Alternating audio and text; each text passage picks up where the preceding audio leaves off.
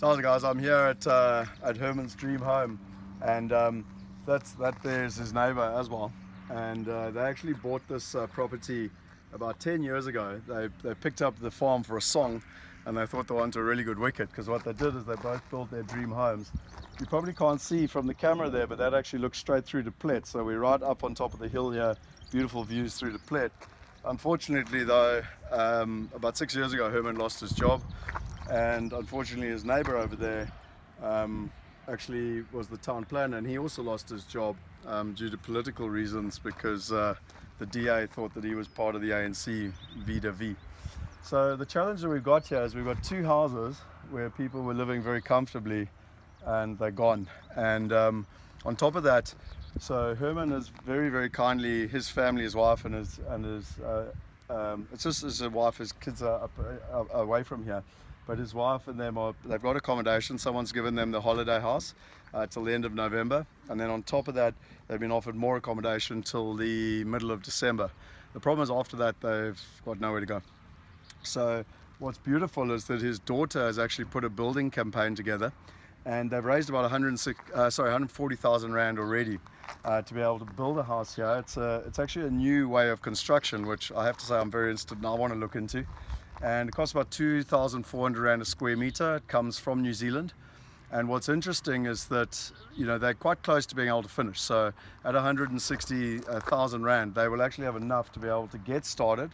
They've got a builder in town that will do it literally at cost, so they're literally for labor, and there's an electrician and water that is going to be donated for free, and a decking gentleman that is going to donate that for free. So the good news is that if we pull the trigger, they can have their home by Christmas, and I presume enjoy these magical sunsets, you know, by the time we have Christmas. His neighbor over there, I'm not sure, but unfortunately doesn't have the same in terms of the, you know, the fund, etc.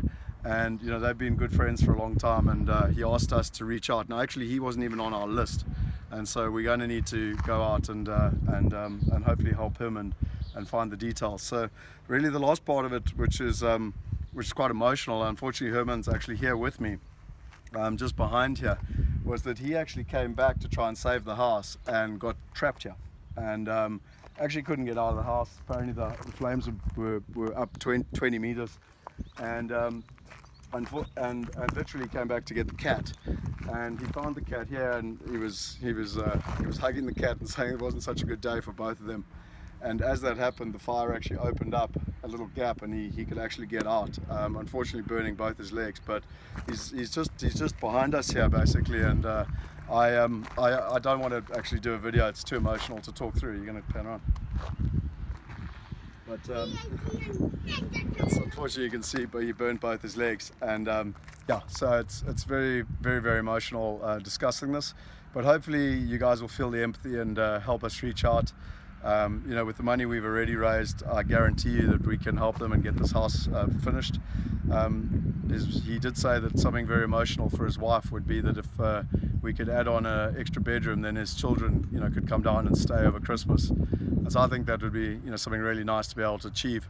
And the only thing that caveat I would give is if we can find some way to balance it with regards to the neighbor as well, so that we can get him back up on his feet as well. But yeah, as you can see, we've you know, done fairly well in raising money, but unfortunately it's not going far enough. And I think the last thing that we're hearing here is that, you know, the last person we saw, the municipality said they'll rebuild the fences. The only problem is they'll rebuild the fences. You have to build it first with your own money, then they'll come and check it, and if they're happy enough, they'll give you a fence.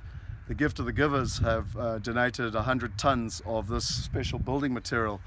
Unfortunately though, it hasn't arrived yet, and it's now more than 2 months since the event. And you know, people have very kindly reached out, and like Herman, have a house to stay in till Christmas. But what people don't realize is to build houses takes time, and so, you know, all they're really asking for is for people to execute, and that's where I believe technology and the private sector need to get involved and really start actioning and helping these people. So that's all from me, and hopefully we can use technology to solve another big problem. Cheers.